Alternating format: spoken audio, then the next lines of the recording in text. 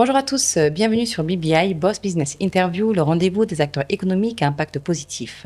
Aujourd'hui, j'ai le plaisir de recevoir Monsieur Moussa Oularé, qui est un expert reconnu du secteur de l'énergie et de l'industrie pétrolière et gazière. Bonjour Monsieur Oularé.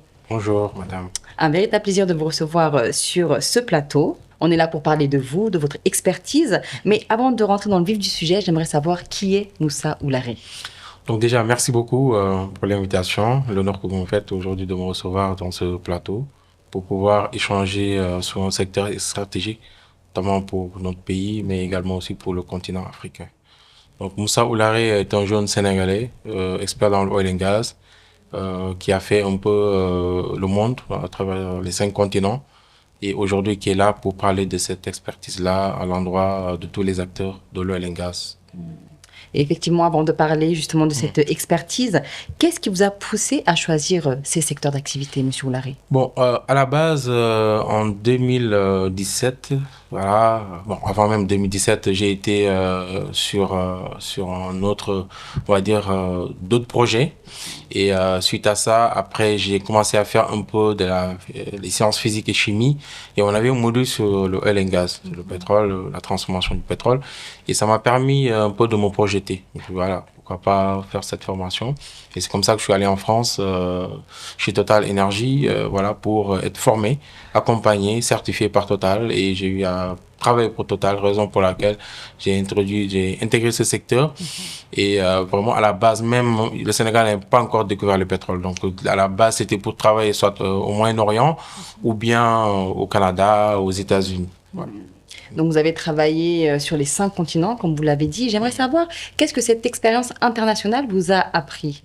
Bon, déjà, il faut savoir que lorsqu'on parle de l'oil and gas, il faut savoir que c'est un secteur vraiment stratégique, qui est un secteur non seulement à haut risque, c'est un secteur également aussi à forte intensité de capital, mais également c'est un secteur à haute technologie.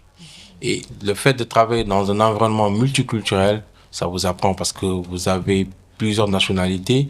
J'ai côtoyé plus de 50 nationalités dans le monde. Et c'est-à-dire que chaque nationalité avec ses cultures, ses valeurs et tout ça, et on apprend au-delà des aspects techniques que nous partageons. Parce que lorsqu'on parle de l'oil and gas, c'est pas seulement l'opérateur, mais c'est l'opérateur plus on va dire, ses prestataires. Voilà, c'est ce qu'on appelle dans le jargon les sous-traitants de rang 1, de rang 2. Et chacun vient avec son expertise, son environnement, et nous devons cohabiter ensemble durant notre séjour sur les plateformes pétrolières offshore, c'est-à-dire en mer, et également aussi les plateformes onshore, dans des raffineries, dans des complexes pétrochimiques. Voilà. Donc c'est vraiment ce partage-là de cohésion, travailler en équipe, le partage au-delà de nos aspects techniques. Et j'aimerais savoir une question de curiosité. Est-ce qu'il y a une approche particulière ou différente selon les différentes personnalités que vous avez réussi à rencontrer au cours de votre carrière? Oui, c'est vrai que lorsque nous intégrons ce secteur, bah, c'est un secteur normé. Bon, il y a des règles, il y a des standards, il y a des normes que nous devons tous respecter. C'est-à-dire, donc, déjà, il y a l'aspect H, human to human, comme on le dit en anglais. Et aujourd'hui, avec cet aspect-là, ça nous permet de cohabiter, de pouvoir travailler ensemble en étroite collaboration sur l'ensemble des projets de la pose de première pierre jusqu'au démarrage de la production pétrolière ou gazière. Et ça favorise aujourd'hui ce partage, ce mindset de partage. Voilà. Aujourd'hui, nous sommes là dans un secteur stratégique. On est là pour faire avancer les choses. Comment chacun va mettre le sien pour pouvoir avancer. Bien sûr, c'est ça. Et en parlant de ce parcours-là, d'envergure, bien évidemment, on sait qu'il n'y a pas de beau parcours sans difficulté. Et j'aimerais revenir sur les défis aujourd'hui que vous avez rencontrés. Ouais, sur le secteur, pour les défis aujourd'hui, bon, il y en a beaucoup. Il faut savoir que, en général, lorsqu'on parle de ce secteur-là, c'est que nous travaillons souvent sur les plateformes quasiment minimum 14 heures par jour, non-stop. Il n'y a pas de samedi, il n'y a pas de dimanche, il n'y a pas de jour férié. Lorsque vous intégrez la plateforme, vous y habitez quasiment pendant 28 jours, c'est-à-dire voilà, un mois. Vous n'avez pas votre famille, voilà, vous êtes confronté non seulement aux défis par rapport à vos objectifs. Moi, j'étais field engineer en production. Voilà, il faut arriver au target de production, comme on le dit. Et lors de ces opérations-là, ben, il y a souvent des problèmes, il y a souvent des défis, surtout sur les machines tournantes. Et souvent, lorsqu'il y a des soucis, ben, on se pose. On discute entre collègues, entre collaborateurs, et on essaie de trouver la solution. Et ça favorise ce qu'on appelle donc cette cohésion pour pouvoir atteindre les objectifs. Et l'un des défis aussi majeurs par rapport à ces activités, c'est le fait le fait d'être confronté à des challenges. Parce que tous les jours, c'est un challenge, en Bien fait. sûr. Voilà, parce qu'on a des targets de production. L'acheteur qui attend son produit, lui, il faut son produit à temps, dans les délais, parce qu'il y a des contrats qui sont déjà signés. Et si on ne respecte pas ces contrats, cela veut dire il y a des pénalités. Et les pénalités en 24 heures, c'est des millions de dollars américains. Voilà. Et vous parlez justement de l'importance aujourd'hui de s'investir dans ces domaines-là. Comment on arrive à trouver un équilibre de vie? Aujourd'hui, pour moi, ces secteurs-là, pour travailler notamment sur les plateformes onshore, offshore et tout ça, pour moi, c'est important d'y intégrer lorsque vous sortez de l'école en tant que jeune ingénieur. Parce que là, vous allez découvrir le monde professionnel. Vous allez toucher à la PAC, l'activité. Vous serez confronté à des challenges. Et après, cela vous fera grimper. Donc, vous pouvez entrer comme field engineer, supervisor, superintendent. Bon, ça, c'est des niveaux, de classification. Et après, vous aurez un peu une vision 360 du management. Parce que vous serez confronté à différentes nationalités. Il faut voir comment les gérer, comment tout faire vraiment pour atteindre les objectifs ensemble. C'est-à-dire l'équipe qui est là avec donc le leader qui accompagne tout le staff pour pouvoir atteindre les objectifs. Effectivement. Donc vous avez côtoyé de nombreux profils techniques au cours de votre carrière. Et une question, selon vous, qu'est-ce qui distingue un bon ingénieur d'un grand ingénieur? Déjà, un bon ingénieur, c'est-à-dire qu'un bon ingénieur suit un peu le cahier de charge. Respecte les délais. Suit le cahier de charge, selon l'activité, selon donc le cahier de charge qui a été prévalidé en fait par le comité technique. Donc lui, aujourd'hui, il ne sera pas trop confronté à beaucoup de challenges parce qu'il est là, entre guillemets, c'est un exécutant. Voilà. Maintenant, le grand ingénieur, lui, il anticipe par rapport aux problématiques. Il anticipe également aussi par rapport aux objectifs qui sont attendus. C'est-à-dire, aujourd'hui, nous sommes en train de produire, si on sait que il se pourrait qu'il y ait certaines, on va dire, ce qu'on appelle les troubleshooting en anglais, c'est-à-dire certaines problématiques, il doit pouvoir anticiper pour faire des tâches qu'on n'ait pas ceci-là. Donc ça, c'est un grand ingénieur. C'est pour cela, en général, au début donc, de ces activités, on a donc l'ingénieur, l'ingénieur en tant que field engineer. Après, pour passer à un certain niveau, bien sûr, il lui faut acquérir de l'expérience, de l'expertise et aussi le vécu. Et ça, c'est ça un peu le challenge de cette industrie. Ce vécu-là, maintenant, pour être peut-être partagé, peut-être vulgarisé, sensibiliser également aussi les autres acteurs par rapport à l'industrie. Et vous, aujourd'hui, vous êtes un bon ou un grand ingénieur?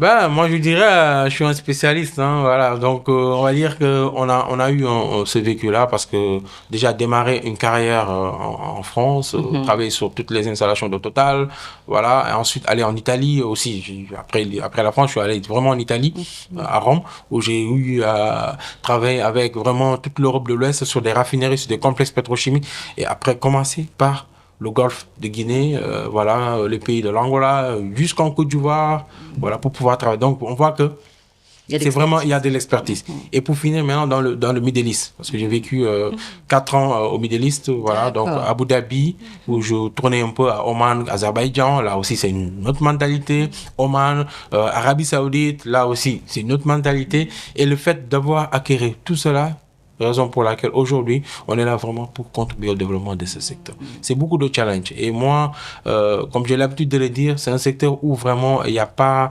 En général, il n'y a pas d'experts. Il n'y a que des spécialistes. Parce qu'on ne peut pas être expert dans tout. Bien sûr. Aujourd'hui, moi, je suis un spécialiste en production pétrolière. Oui, on parle de la production, on parle des équipements, les aspects techniques, oui, je suis en mesure. Vous me parlez de l'économie, oui, j'ai des idées. La fiscalité, bien sûr. etc. Mais pas une vue d'ensemble. Mais pas une vue d'ensemble, exactement. Et en parlant de développement, j'aimerais qu'on élargisse un peu le sujet. Au travers de votre perception, comment est-ce que vous voyez justement l'avenir de l'industrie pétrolière et gazière? Oui. Au fait, vous savez que le Sénégal a une particularité. La particularité du Sénégal, c'est que avant les premières productions de pétrole et de gaz, l'État du Sénégal a mis en place un écosystème en essayant de mettre pas mal de structures, pas mal d'instances gouvernementales. Bon, on peut citer le COS Pétrogaz. On peut citer l'Institut national du pétrole et du gaz. On peut citer le secrétariat technique du Comité national de suivi du contenu local. On peut citer la CRSE, etc. Donc, il y avait un écosystème qui est là pour vraiment gérer l'industrie pétrolière et gazière. Et à l'issue de ça, effectivement, il y a eu la mise en place de recrutement, de staff pour pouvoir gérer les ressources pétrolières et gazières. Donc là, on en est au début. C'est vrai que les opérateurs qui sont là aujourd'hui, ils ont investi. Ben, il va falloir travailler sur le retour sur investissement.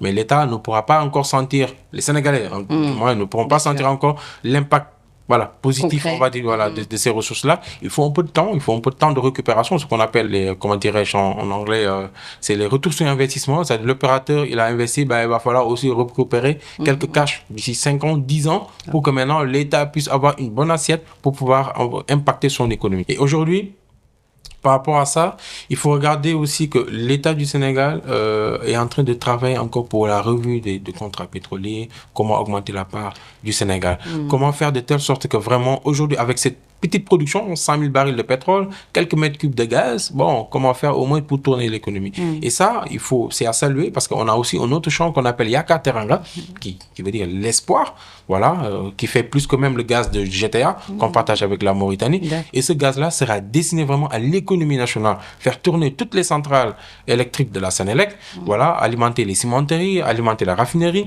pour que les Sénégalais vraiment puissent sentir vraiment l'impact positif de ces ressources-là. Et l'avenir est là, le pétrole, ben, il est encore là, il y a encore des ressources, on va les exploiter, on va faire tourner notre économie pour essayer de se développer comme les pays qui l'ont il y a 10 ans, il y a 20 ans, il y a 30 ans en arrière. Voilà. On voit quand même qu'il y a de belles perspectives aujourd'hui d'évolution, mais que ça reste quand même un sujet assez complexe. Pourquoi, selon vous? Oui, parce qu'en fait, aujourd'hui, c'est un secteur qui est très normé, avec des standards. Aujourd'hui aussi, on va dire que l'État a mis en place une stratégie de communication. Et peut-être c'est pas encore accessible à certains niveaux, raison pour laquelle les gens ne comprennent pas. Oui. Mais aujourd'hui, il y a des experts qui travaillent dans ce secteur. L'État aussi a fait appel à des experts de la diaspora pour venir travailler dans le secteur. Ben, j'en fais partie en 2020. J'ai été contacté par l'État du Sénégal. Donc, de 20 experts à travers donc, les 5 continents pour les faire venir discuter comment vous pouvez accompagner ces secteurs. Et c'est dans ce cadre-là, moi j'ai rejoint l'une des structures ici, l'établissement public, pour pouvoir contribuer. Il y en a d'autres qui sont à Petrosen, d'autres qui sont au COS Petrogaz, au GS Petrogaz, dans l'écosystème pour voir comment on peut pousser ce secteur. C'est vraiment normé, raison pour laquelle vraiment, pour pouvoir intégrer ce secteur, souvent, il faut non seulement de la sensibilisation, de la formation, renforcement des capacités et aussi se mettre à niveau par rapport aux standards et aux normes. Et pourquoi avoir répondu positivement à cet appel-là, Monsieur Oularé? Ben, déjà, dans un premier temps, moi, je suis sénégalais. Donc, j'ai quand même, j'ai eu mon bac. C'est après mon bac que je suis parti. Également aussi, j'ai été boursier du Sénégal. Voilà. Donc, et j'ai acquis cette expertise et je suis là pour mettre ça au profil des Sénégalais, des jeunes. Parce que, quoi qu'on puisse dire quand même, ce pays-là, ce continent-là se fera part. Donc, les nationaux. Et aujourd'hui, nous sommes là. L'expertise qu'on a eue, les expatriés qui viennent ici, il y en a la plupart même, on a été ensemble en école. Ils ont fait les mêmes sites que nous. Donc, pourquoi pas? Donc, nous avons la ressource. Nous avons des ressources humaines. Donc, c'est à nous aujourd'hui de mettre en place tout cet écosystème pour faire développer. Et ça, je crois. Raison pour laquelle j'ai dû diviser mon salaire par 3 pour rentrer au Sénégal. Faire face à ces réalités, réalités sénégalaises, africaines de façon globale et pour voir comment on peut contribuer. Une sorte aujourd'hui peut-être de pierre à l'édifice que vous mettez pour apporter ce développement-là dans lequel vous croyez. Oui, exactement. Parce qu'aujourd'hui, même dans l'accompagnement, j'accompagne beaucoup d'acteurs. Je suis dans Petrosen, au Corse Petrogaz, et tout ça, vraiment pour voir comment accompagner l'écosystème. Et l'un des gros challenges aujourd'hui pour moi, c'est comment faire pour avoir un impact sur l'écosystème, d'avoir un impact, voilà. Raison pour laquelle on s'est dit, nous allons rentrer pour voir comment développer ce pays-là, comment au moins apporter notre pierre à l'édifice. Voilà. Merci infiniment, Monsieur Oularé. Est-ce que vous auriez un dernier message à faire passer à la jeunesse qui va vous regarder? Bon, aujourd'hui, je dirais pour la jeunesse sénégalaise, aujourd'hui, vous avez tout pour réussir. Vous avez la formation, vous avez la capacitation, vous avez également aussi tous les outils. Donc, il y a l'intelligence artificielle, il y a également aussi les logiciels, tout est là pour réussir. Donc, aujourd'hui, allez vers l'information, ne vous limitez pas seulement sur ce qu'on vous donne. Allez vers l'information, vous avez les moyens et ne vous précipitez pas. Parce qu'un avenir meilleur se construit. Il faut du temps, il faut de l'expérience, il faut du vécu. Vous allez avancer, vous allez rencontrer des difficultés, mais ne lâchez pas. Dites-vous que vous avez le potentiel et aujourd'hui, vous devrez contribuer au développement de ce secteur. Donc aujourd'hui, le seul message, c'est d'aller vers l'avant. Donnez-vous à fond. Il n'y a pas de limite. pour réussir. Donc, nous, en tout cas, nous serons là pour vous accompagner dans ce secteur stratégique. Merci. Merci pour ce beau message. Votre parcours démontre aujourd'hui que la rigueur, l'investissement et bien évidemment l'engagement sont des piliers essentiels pour bâtir les entreprises de demain au niveau du Sénégal. Tout à fait. Merci. Merci à vous d'avoir regardé cette interview jusqu'à la fin et je vous dis à très vite pour une nouvelle émission de BBI.